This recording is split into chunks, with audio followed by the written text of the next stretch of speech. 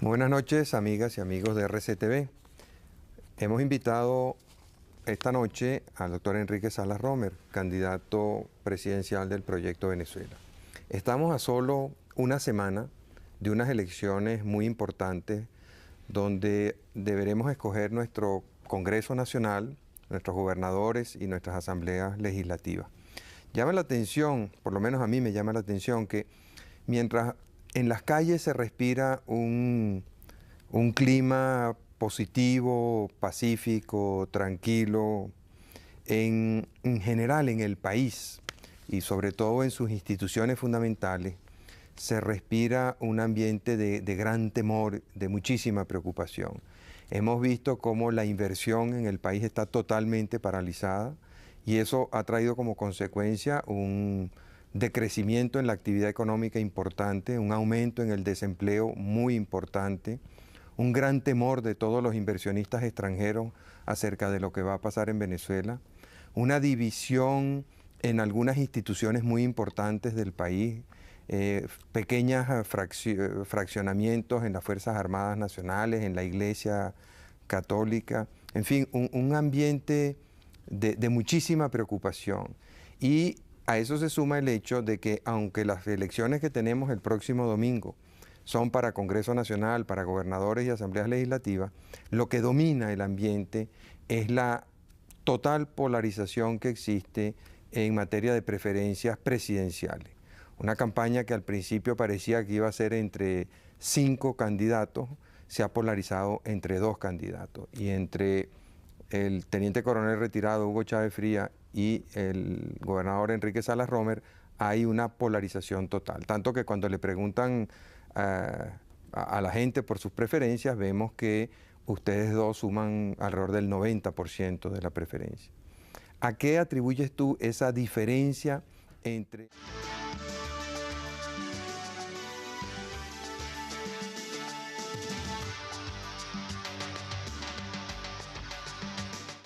la cierta calma, tranquilidad que se vive en la calle y la enorme preocupación que se vive a nivel institucional?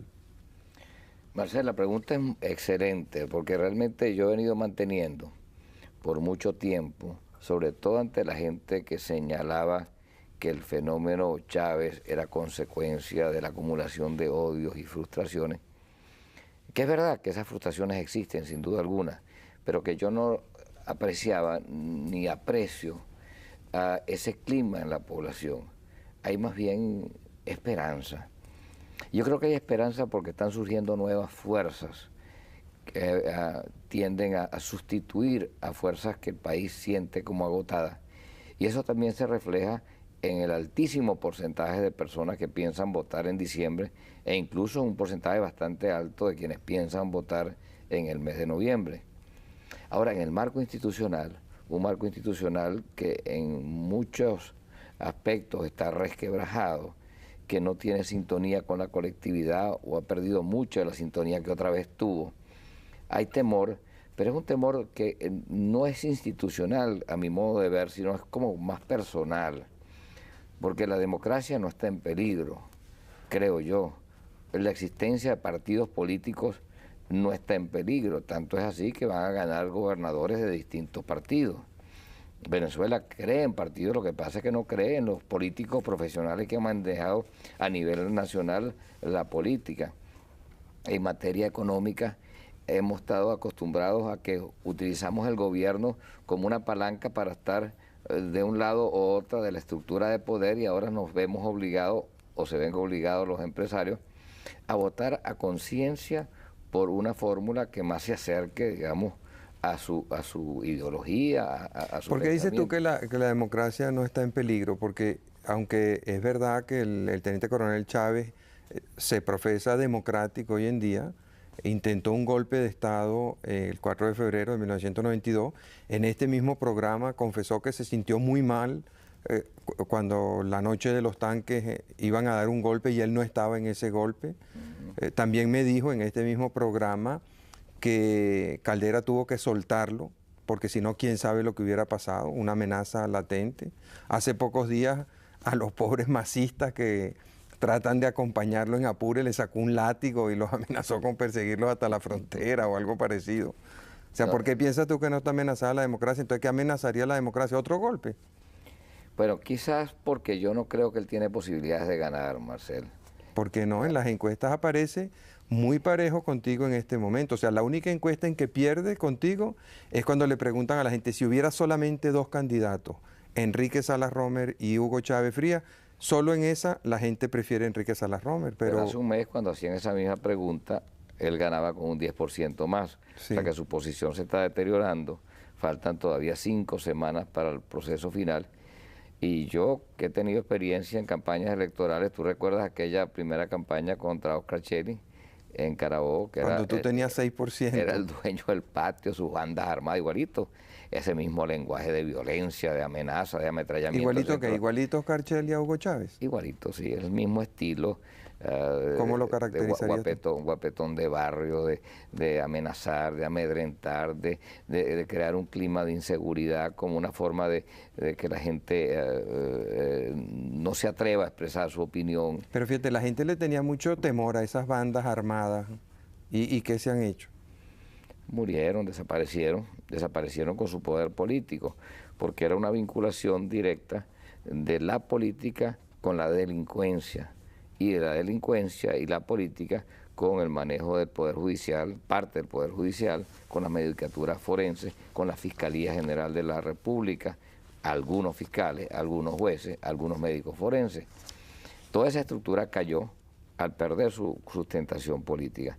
Ahora estamos frente a una persona que no tiene esos anclajes, evidentemente, en el mundo institucional venezolano, pero que sí tiene ese mismo estilo prepotente de amenaza. Solo oír los discursos apunta en esa dirección. Pero eso es un tipo de lenguaje que, al menos de acuerdo a mi experiencia, no cala en el pueblo venezolano. Ahí lo que está esperando es alguien que no le tenga miedo para que todo esto caiga como... ¿Tú le tienes miedo a Hugo Chávez? Yo le he pedido 100 veces que debata conmigo, Marcel. Lo hice. ¿Y por qué crees que no lo hacen? Yo creo que hay cierto temor, ¿no? Temor físico, no estamos hablando de retarnos unos a otros, a caernos a golpe en una esquina, pero creo que él teme un poco a su capacidad para contener sus ímpetus, o que sus intenciones violentas puedan quedar al descubierto ante una cámara de televisión, o que intelectualmente no pueda manejar ciertos argumentos. ¿Tú lo calificarías de miedoso? Desde el punto de vista intelectual, sí. ¿Y de cobarde? Sí. No, yo no llegaría a eso, aun cuando su único acto de heroísmo fue invadir el Museo Militar, ¿no?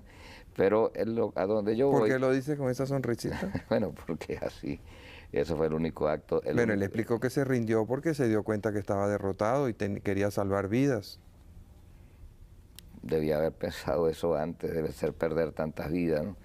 Pero en cualquier caso, volviendo al punto de partida, Marcel, con relación al que no hay peligro para la democracia, es porque siento que el país realmente quiere seguir ejerciendo la libertad, y lo que está buscando es una persona que tenga suficiente credibilidad, suficiente carácter, suficiente autoridad para garantizarle al país que va a erradicar la corrupción, las ineficiencias, la suciedad, el sectarismo, la complicidad como estilo de gobernar, o al menos que va a poner orden, que va a gerenciar el país con un sentido de responsabilidad social, con respeto al ciudadano.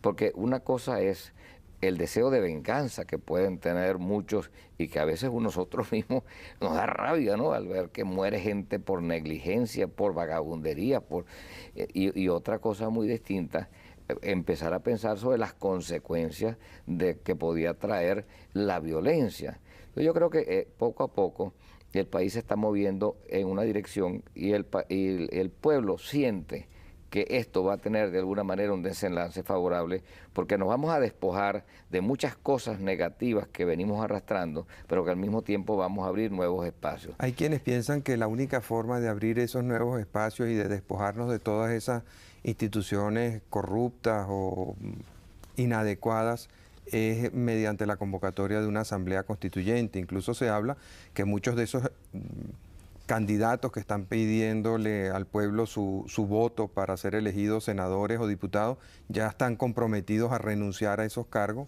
para que se pueda convocar la constituyente. Bueno, ahí está otra debilidad. Hay un nuevo pacto social, así como el pacto de Punto Fijo significó un acuerdo muy importante para instaurar y consolidar el sistema democrático en un momento cuando no existía una sociedad civil organizada. Un pacto que consistía en que las cúpulas de ADECO, PEI y URD, que eran Betancourt, Caldera y Jovito Villalba, y la CTV y 2 o 3 personas se reunían y llegaban a un acuerdo para que el país encontrara una salida, está siendo sustituida por un pacto que ha pasado como por debajo de la mesa, que suscribimos en la cumbre de gobernadores que celebramos sucesivamente en Barquisimeto, en Carabobo y en Aragua en 1993, cuando los gobernadores, los primeros gobernadores electos por voluntad popular, asumimos al margen de los partidos que nos hubiesen apoyado un compromiso con el país que iba mucho más allá de la cuestión circunstancial de una ideología determinada.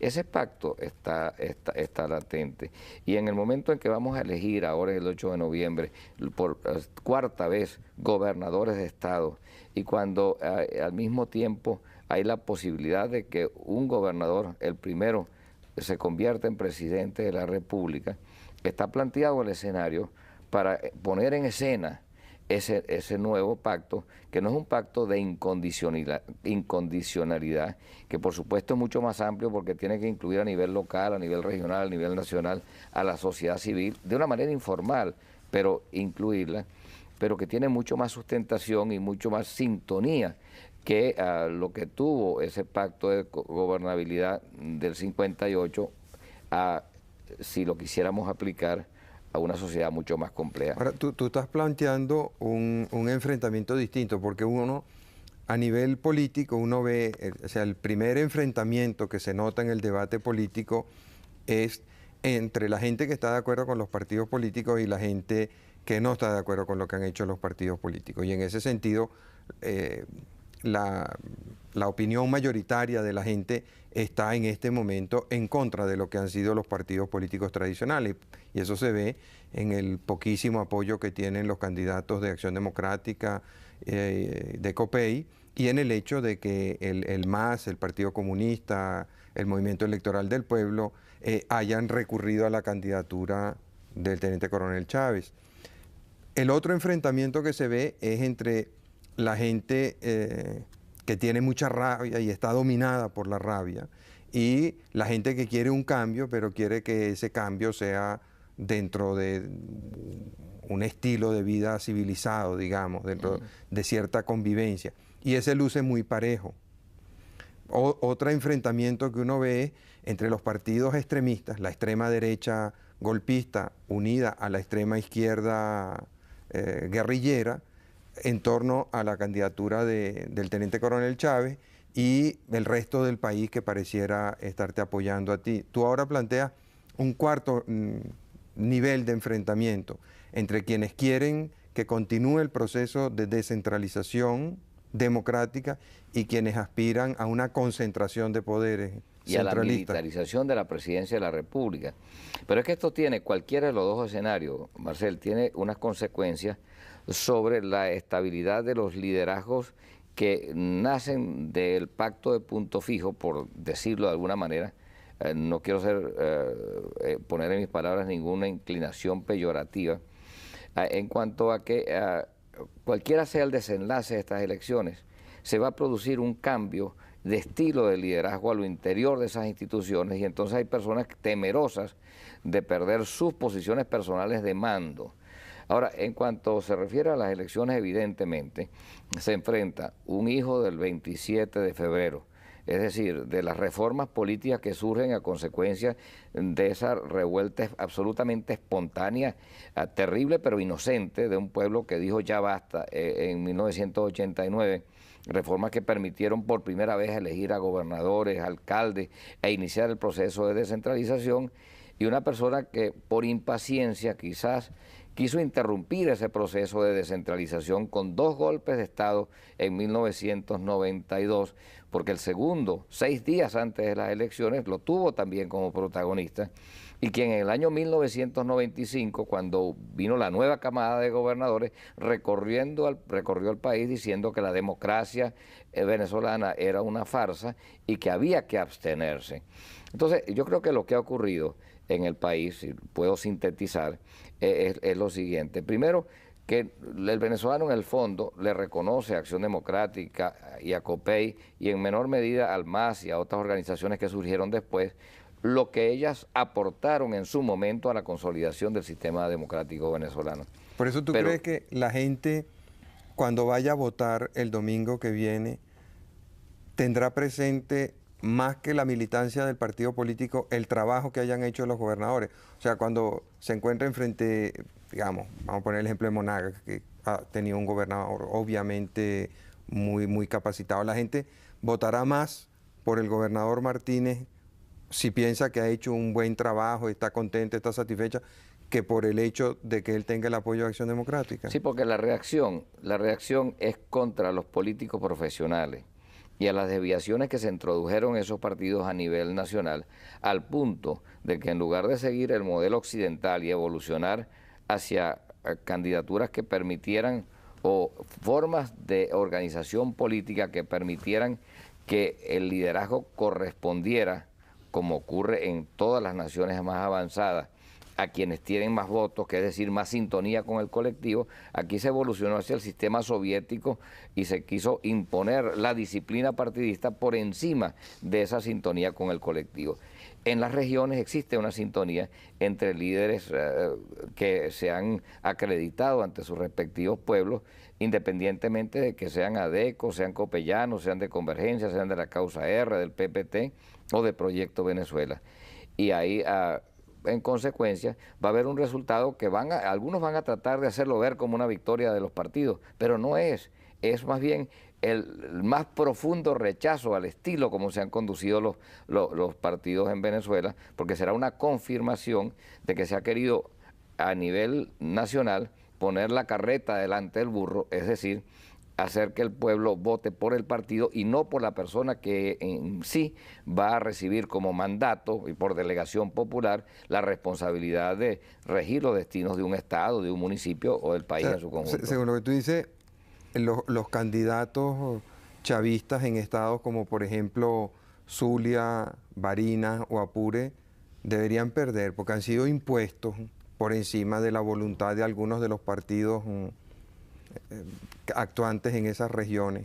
Bueno, en el Zulia es distinto, en el Zulia... el PPT tiene otro candidato. Sí, bueno, pero en el Zulia está Arias Cárdenas, que es gobernador actualmente, y algún liderazgo él habrá acumulado para haber ganado las elecciones, y allí realmente no sé cuál va a ser el resultado. ¿Y en Barinas y Apure? Yo no estoy señalando que todos los gobernadores van a ser reelectos, pero quien gane, y creo que muchos van a ser reelectos en efecto, va a ganar por sus propios méritos y no porque pertenezca a un determinado partido.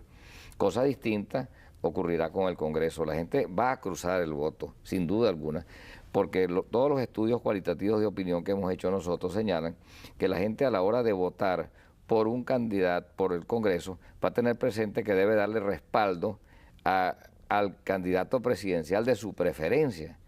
La idea del voto cruzado, que la hemos visto en muchos momentos en la vida nacional y que yo la vi incluso en los momentos en que gané por mayor margen en Carabobo, en mi reelección, es algo que demuestra la creciente madurez de un pueblo que está buscando identificar a aquellas personas que individualmente se comprometan con sus objetivos, que sientan su realidad. ¿Tú piensas que la gente va a votar por el gobernador, digamos, por la reelección del gobernador si piensa que lo ha hecho bien y si no va a buscar otra opción, pero va a votar por un partido político distinto a la hora de votar por el Congreso, por senadores y diputados? Va a votar a la hora del Congreso, va a votar por el Congreso que quiere él que apoye a su candidato presidencial. O sea que va a haber una referencia nacional cuando se escoge el gobernador y va a haber una referencia nacional Ahora, vinculada a la candidatura presidencial a la hora de escoger esto. estamos a una semana de las elecciones Sí. y nadie sabe cómo votar. Claro. Hay una enorme confusión y incluso tú has tenido palabras muy duras para el Consejo Nacional Electoral. Has hablado de marramucias en el seno del Consejo. Bueno, sin duda que las hay. No creo que en la cúpula del Consejo, porque después de todo ellos están nuevos allí y son víctimas ellos mismos de un Consejo donde hay gente buena, pero donde hay unos vagabundos también que toda la vida se han dedicado a hacer trampa. Realmente la falta de publicidad, el hecho de que a Proyecto Venezuela le hayan puesto el nombre chirriquitico para que no se vea, la desaparición, ¿Por qué hay tantos por ejemplo, soles en el tarjetón? bueno, hay varios partidos que tienen medios soles y cosas de esas, pero lo interesante no es que hayan tantos soles, sino que todos los pusieron alrededor del sol de Proyecto a Venezuela, que por cierto es el único sol que es completo y es amarillo y está sobre una banda azul, es claramente identificable. ¿Tú piensas que la gente no se va a confundir? El propósito es enredar.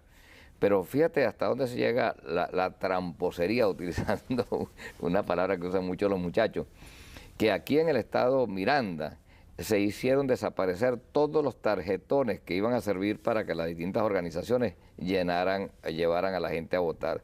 Le atribuyen esa marramucia al gobernador actual del estado Miranda, que según se dice tiene una mente maquiavélica y una capacidad de maniobra muy grande, pero cualquiera que haya sido el responsable, es una vergüenza de que los tarjetones para que la gente aprenda a votar en un sistema distinto y cuando va a haber numerosos partidos y cuando en el estado Miranda se han inscrito 42 organizaciones distintas por el propio gobernador para que ese tarjetón tuviera dos caras.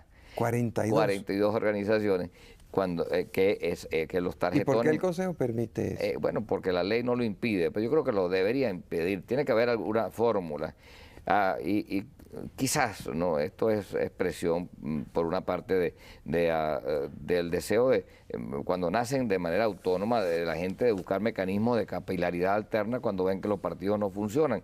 Pero a la inversa, cuando tú lo ves promovido por personas que ya tienen figuración pública, es evidentemente el intento es confundir. Entonces desaparecen los tarjetones y en el estado Miranda, donde la candidata nuestra, por ejemplo, la gobernación aparece en el costado posterior, me refiero a Gloria Capriles, pero no hay manera en este fin de semana de mostrarle a la gente cómo debe votar. Se tiene que darle la vuelta al tarjetón.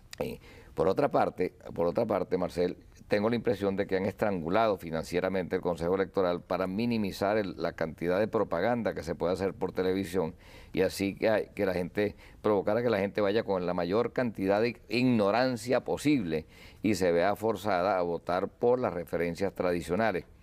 Bueno, pero para quienes creen en mí y me quieren ayudar, comuníquenle a la gente que en cuanto se refiere específicamente al voto por Congreso, el Proyecto Venezuela está casi siempre, en casi todos los estados, en la línea de abajo del tarjetón, en el centro, y que solo en el Zulia quedó en el medio del tarjetón. De manera que si uno sigue el espinazo, porque tiene una guía para las máquinas electrónicas, es una línea de unos puntos negros, uno sigue el espinazo y va buscando, va a encontrar su tarjetón del sol, que es el sol que brilla para todos los venezolanos. Ahora, y no hará falta llevarse una lupa para ver si Proyecto Venezuela apareció o no apareció. ¿Tú no temes que el hecho de que los candidatos de Acción Democrática, de COPEI y del MAS estén en lugares tan prominentes en la tarjeta, de que ustedes estén allá abajo en la última línea, de que encima de eso el nombre de Proyecto Venezuela está impreso ahí medio borroso y de que hay una pila de soles rodeándolo, puedan confundir a la gente? Esa es la intención que tienen, sin duda alguna. ¿Y qué vas a hacer tú para combatir eso? Estamos sacando una publicidad que nos está costando mucho dinero en los periódicos, en la televisión, en la radio, que es difícil porque en la radio no se puede visualizar para que esto no ocurra.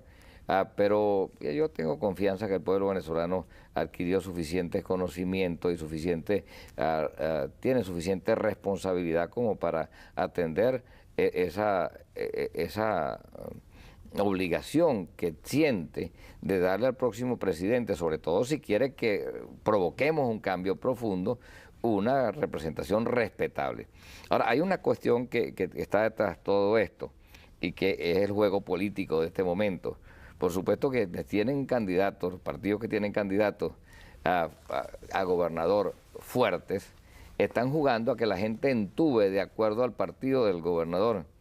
Y los que tenemos fuerza a nivel de la candidatura presidencial, quisiéramos que la gente se manifestara de acuerdo a la preferencia presidencial y con mucha lógica además por lo que hemos dicho.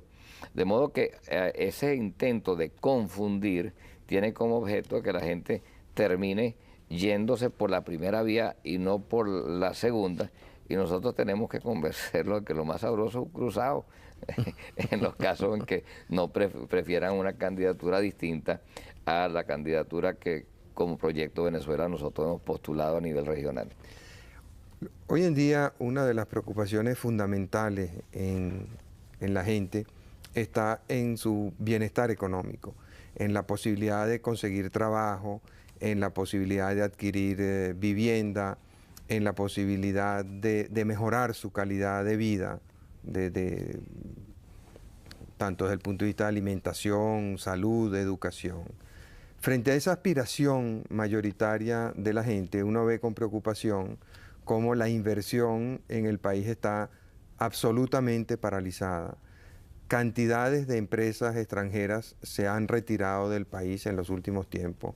Casi todos los, o mejor dicho, sí, prácticamente todos los...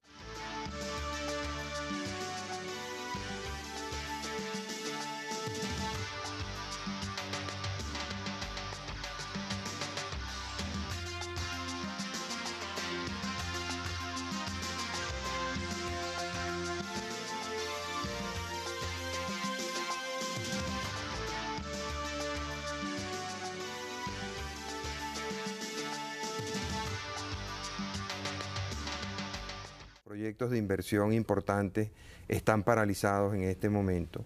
El desempleo ha venido creciendo. ¿Qué puedes hacer tú frente a eso? Ganar para que regrese la confianza. A mi adversario, cualquiera sean las razones, y no me toca a mí juzgarlo, infunde temor en los inversionistas nacionales, en los inversionistas extranjeros, y tal es la situación que hay un reportaje reciente en el Miami Herald que refleja cuánto han subido los precios de las propiedades en Miami, porque los venezolanos están como locos sacando dólares y comprando propiedades allá.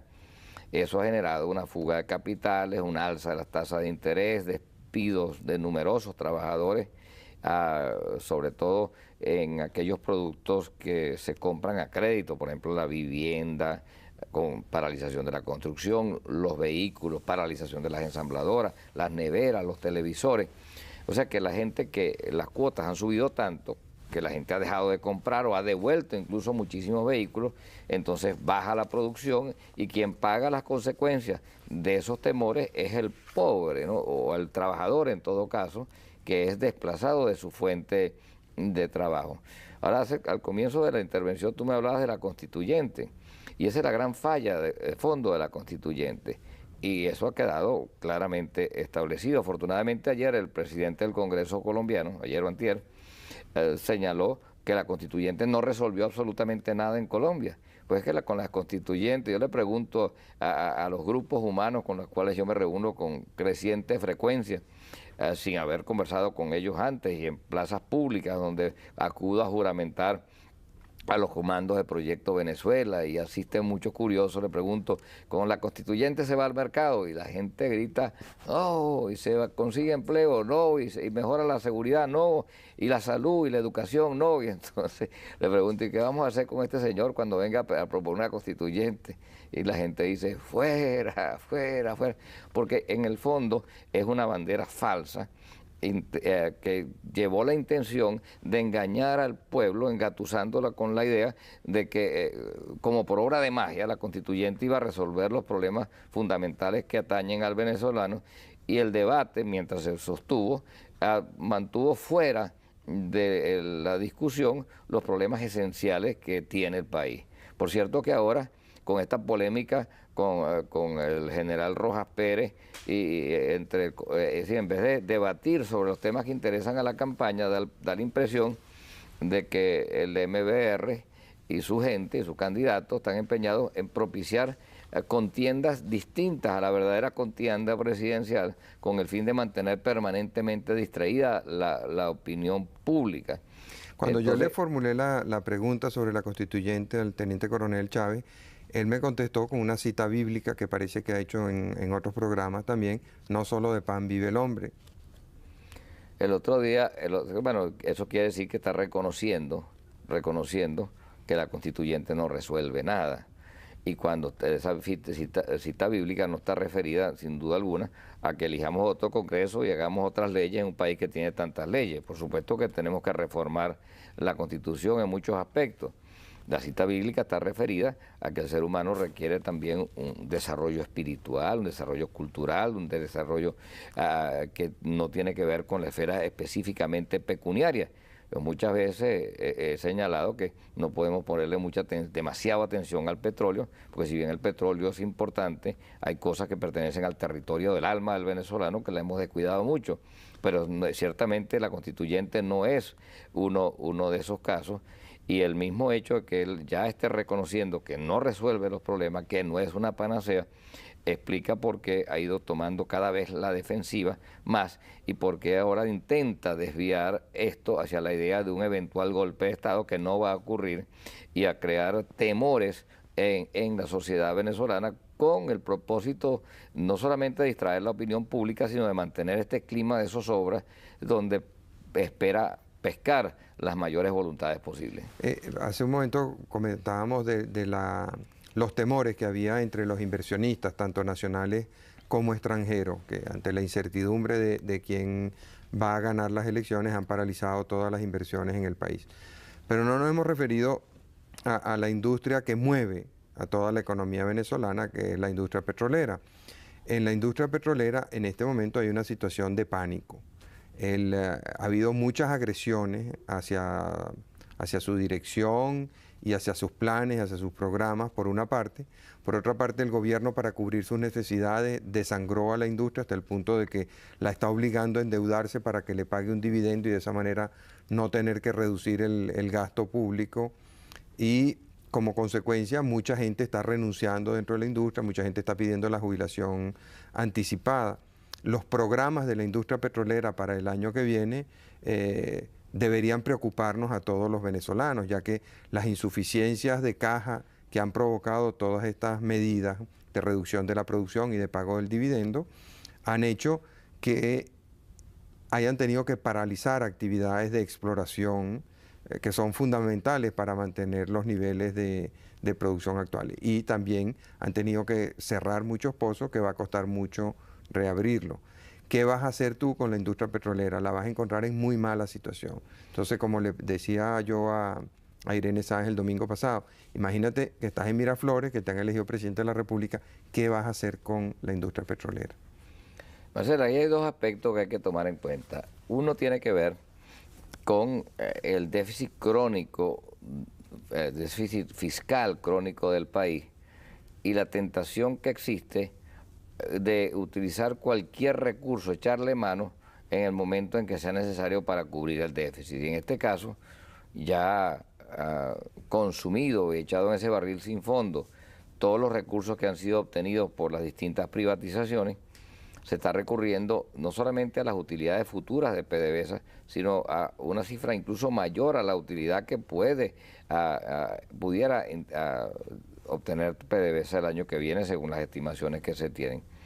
Podríamos decir que ese es un acto irresponsable, pero más irresponsable sería en este momento pensar, como se ha propuesto, en vender un porcentaje de las acciones de PDVSA para cubrir ciertos pasivos, porque ese va a ser el comienzo de liquidar toda la industria petrolera para cubrir el gasto corriente, cuando nosotros no hemos enfrentado con seriedad o con suficiente seriedad el problema de nuestro déficit presupuestario y la necesidad que tenemos, entre otras, de reducir drásticamente los niveles de endeudamiento de este país para que haya un margen y la nación pueda no solamente equilibrar su presupuesto y combatir la inflación, sino también hacerle frente a una serie de inversiones en materia de infraestructura. Ese es un aspecto.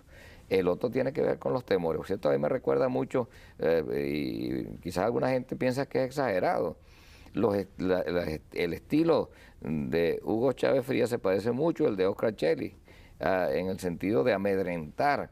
¿Qué tiene que hacer un candidato presidencial señalando que él le va a cortar la cabeza a los directivos de PDVSA cuando él perfectamente va a tener esa potestad cuando sea presidente de la República, siendo que la nación es el único accionista de PDVSA? Entonces, ¿para qué asustar? ¿Para qué amedrentar? ¿Para qué generar zozobra? ¿Para qué provocar ese éxodo de nuestra industria? ¿Para qué llevar a que la industria petrolera extranjera que ha venido acá a invertir como parte de este proceso de apertura comience a paralizar inversiones porque no saben a dónde va todo esto? Creo que allí hay un hilo de irresponsabilidad y de tendencia a la violencia y al atropello que seguramente mi adversario principal quiere ocultar, porque son cosas que él le tendría que responder a nuestros televidentes si nosotros pudiésemos conversar civilizadamente frente a un televisor en un debate como el que suele celebrarse en otras naciones del mundo. ¿Tú me autorizas a que yo esta noche invite al teniente coronel Hugo Chávez Frías a un debate contigo por Radio Caracas Televisión? Te deseo la mayor suerte, ¿no? Te deseo la mayor suerte. Hasta ahora ha rehuido el debate. No sé si es por temor, presumo que sí. Y ojalá pues él nos demuestre que no tiene miedo. Teniente coronel Chávez, muy cordialmente, en nombre de RCTV, lo invito a que concurra a un debate con su oponente, el doctor Enrique Salas Romer, a través de la pantalla de RCTV.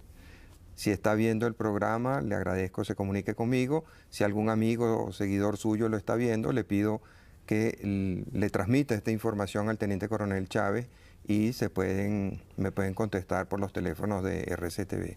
Gracias. Además, para su tranquilidad, esto no va a ser un enfrentamiento en que nos vamos a ofender unos a otros. Seguramente habrá un moderador que le hará una pregunta a uno, le hará la misma pregunta al otro, habrá posibilidad de respuestas. O sea, todas estas cosas se pueden conversar, de manera que no tenga tanto temor, comandante.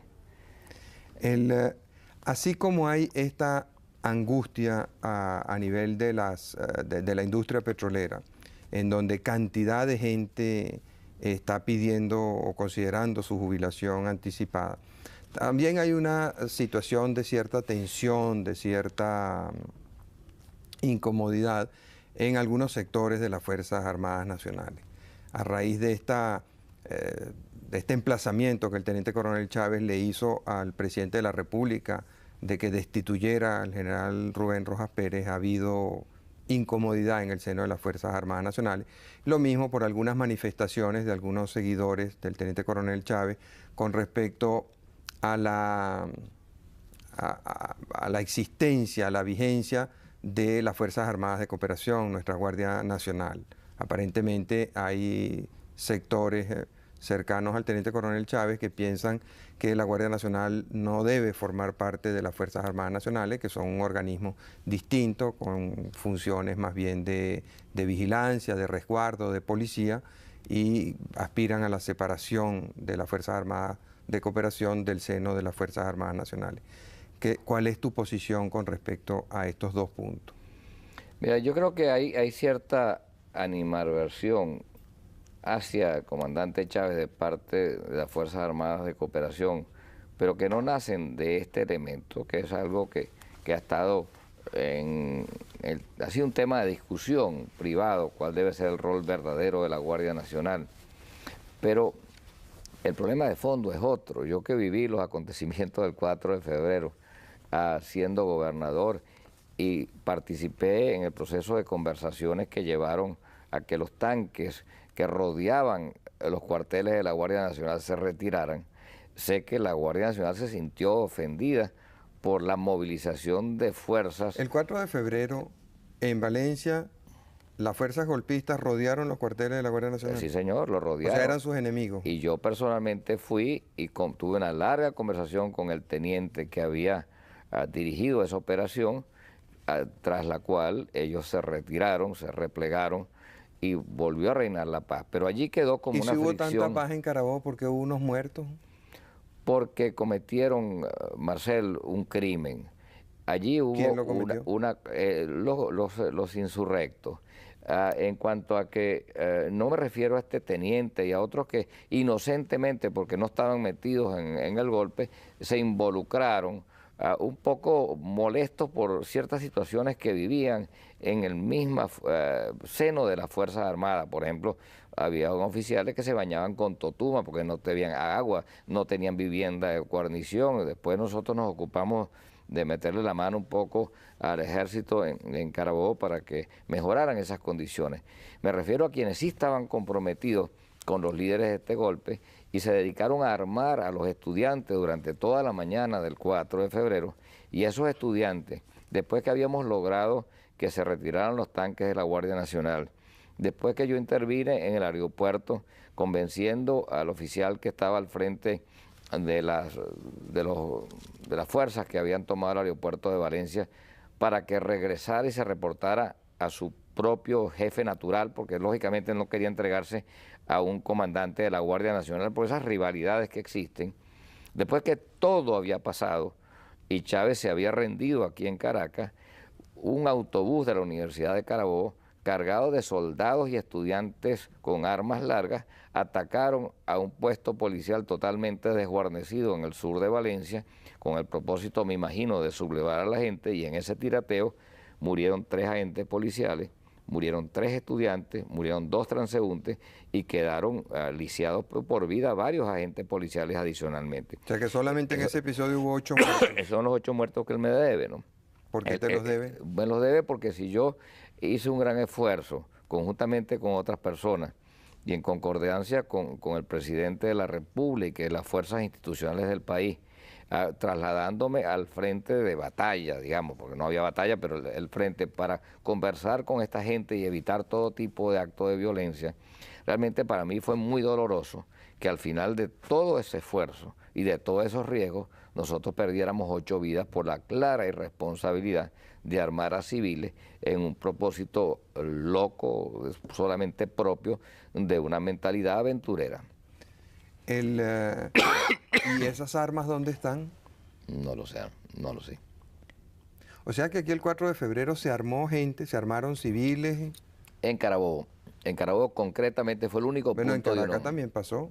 Bueno, no tengo la información. Sí, parece que hubo algo, sí, en Fuerte Tiuna, ¿no? Pero en Carabobo sí hubo, incluso está filmado, cuando se le entregaban a las puertas de la brigada blindada del Fuerte Paramaracay las armas a los estudiantes que se acercaban allí. Eso está filmado, eso está perfectamente documentado. Cuando tú dices que hubo manifestaciones de locura, ¿es un giro del lenguaje o tú piensas que el teniente coronel Chávez es una persona desquiciada?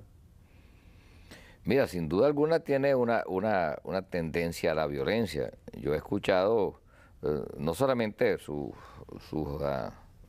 he seguido sus manifestaciones el 4 de febrero y luego cuando desde la cárcel de Yare llamó al pueblo a sublevarse, rodeado, por cierto, de elementos de extrema izquierda que han tenido siempre una posición de insurrección en nuestro país, sino que, y que además vio cómo él trató de crear una insurrección popular en el año 95, sino que he visto manifestaciones recientes, su discurso, la forma como él ofende incluso a sus seguidores cuando no están de acuerdo con las personas que él o su organización ha postulado, cuando quiere amedrentar a la gente para que abandone sus querencias partidistas tradicionales, haciéndoles ver, por ejemplo, como lo dijo en Apure, no sé si conoce esa frase, cuando él le dice, les doy una última oportunidad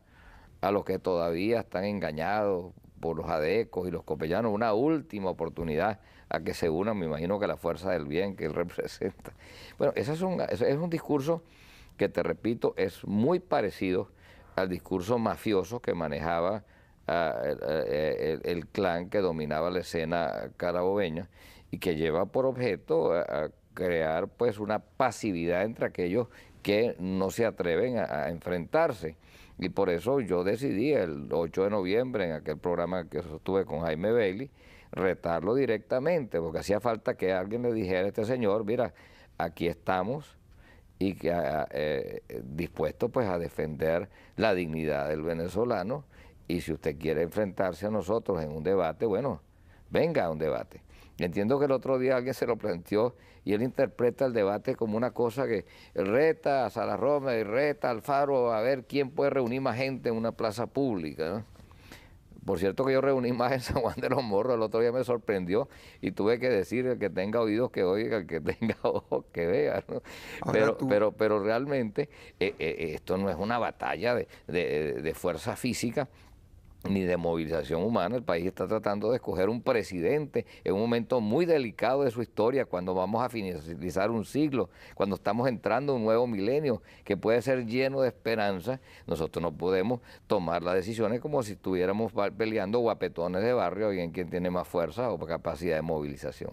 Ahora, tú has señalado que hay ciertos aspectos desquiciados en la conducta del teniente coronel Chávez, que utiliza procedimientos mafiosos que te recuerdan los de el clan de los Cheli en Carabobo. Procedimientos que usan la mafia. No quiero decir que sea mafioso, sino que ese mismo estilo que lo usaron también otros tipos de regímenes a lo largo de la historia, sí está presente en su lenguaje. ¿Piensas que además hay un germen de violencia importante, tanto en la extrema derecha golpista que lo apoya, como en la extrema izquierda guerrillera que lo apoya? Entonces, con ese cuadro, ¿por qué eres tan optimista con respecto a la posibilidad de reunir a todos los venezolanos? ¿Cómo vas a poder hacerlo? Porque yo creo que, gracias a Dios, yo he tenido, o estoy siendo objeto de manifestaciones que me hacen pensar que el país anda buscando una persona que sea factor de unidad. El hecho de que más de la mitad de los votantes de mi principal adversario señalan que yo soy su segunda opción, indican que no es una preferencia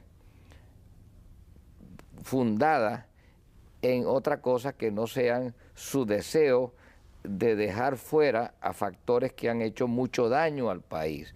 Es decir, la gente, hay personas que me preguntan a mí, por ejemplo, Salas Romer, ¿tú no crees que la parte de tus votantes surgen de un sentimiento anti-Chávez?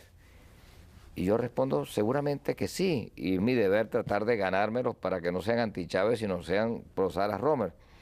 Pero yo me pregunto cuántos de quienes apoyan a mi principal adversario no están con él porque están con él, sino porque están contra una serie de vicios que de paso él nunca ha logrado derrotar, y en cambio yo sí logré erradicar del escenario político carabobeño. El otro día, carabobeño. Luis Miquelena, que sin lugar a dudas es el hombre más inteligente que hay en la campaña de Chávez, me decía, yo le preguntaba por el cuento ese de la fritanga de los adecos que ellos estaban presuntamente organizando. Y entonces me eché este cuento, me dice, no, más bien me ha pasado lo contrario, chico. El otro día me encuentro con una persona que me pregunta si es verdad que nosotros vamos a freír todo ese poco de adecos y copellanos. Y yo le digo que no, que eso fue una expresión de lenguaje. Entonces el tipo me dijo, entonces no voto por Chávez. Yo iba a votar pensando que de verdad los iba a freír. Ahora, yo me encuentro con una cosa curiosa.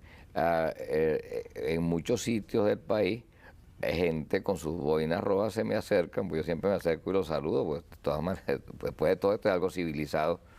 Y hay algunos, por supuesto, que insisten y tal, pero la mayoría me dicen, mira, Enrique, tenemos que resolver esto entre nosotros, hay que cambiar el país. O sea que hay en la presencia de mi candidatura un elemento que ojalá me ayude a hacer lo que realmente quiero ser, un factor de unidad, y en el marco de una nación muy dividida, donde hay temores. Ahora, ¿cómo puede muy ser profundos? ese factor de unidad si la gente está de verdad tan indignada, tan agobiada, tan descontenta? Bueno, es que estamos unidos contra todos estos vicios, Marcel.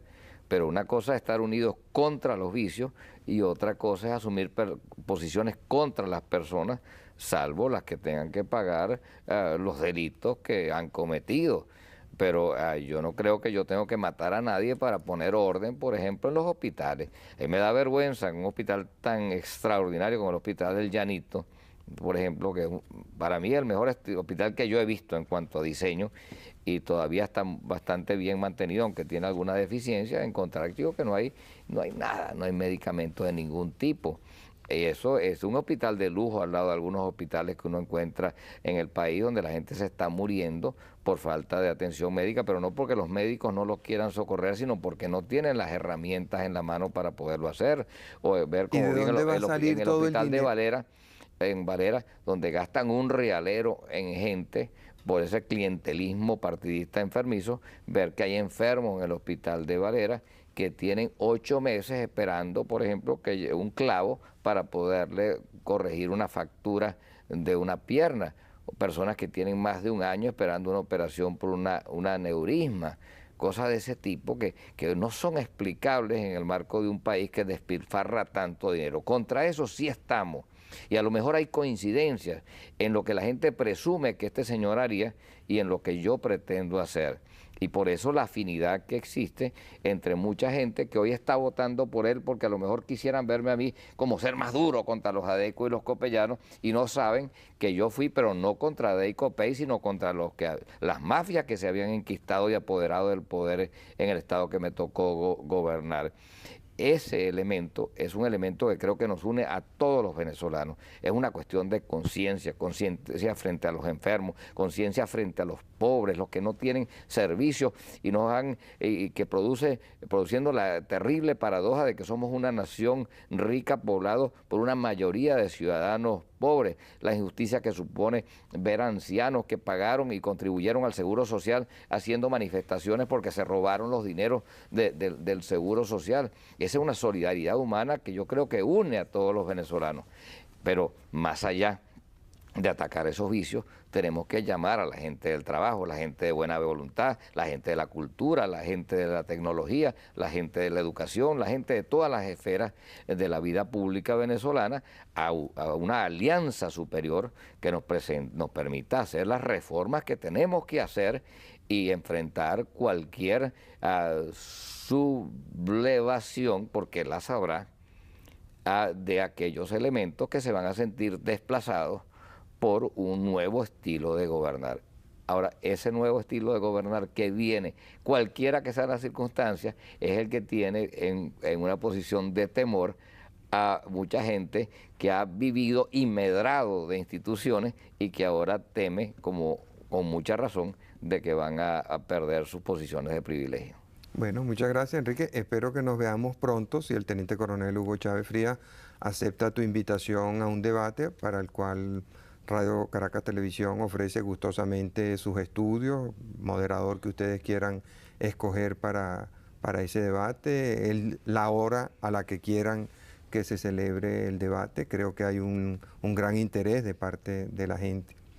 Si me permite decir algo, ¿Cómo no? quisiera aprovechar para pedir a los televidentes que vayamos a votar el 8 de noviembre. Yo creo que tenemos que entender que el voto es el arma del hombre libre y cualquiera sea tu posición, tú que me estás oyendo, estés en favor o en contra mía, tu deber es ir a votar. Creo que vivimos un momento especialmente difícil, delicado. En las próximas semanas se va a decidir la forma como los venezolanos vamos a ser gobernados, no por un periodo constitucional, sino por muchos años. Y en la medida en que vayamos a votar y le demos legitimidad real al próximo Congreso, a los gobernadores de Estado y más adelante al próximo presidente de la República, bueno, tendremos más fuerza, Marcel, para convocar esa alianza, esa unidad superior a la cual yo aspiro y en la cual sueño en camino a devolver la alegría a mi país. Bueno, muchas gracias, Enrique, muchas gracias, amigos, por su atención. El próximo domingo estaremos dedicados básicamente a dar información sobre los resultados electorales, de manera que creo que no será sino hasta el 15 que regresaremos con Primer Plano. De todas maneras, estén pendientes de sintonizar a RCTV porque habrá toda la información sobre el proceso electoral y los distintos gobernadores, senadores, diputados que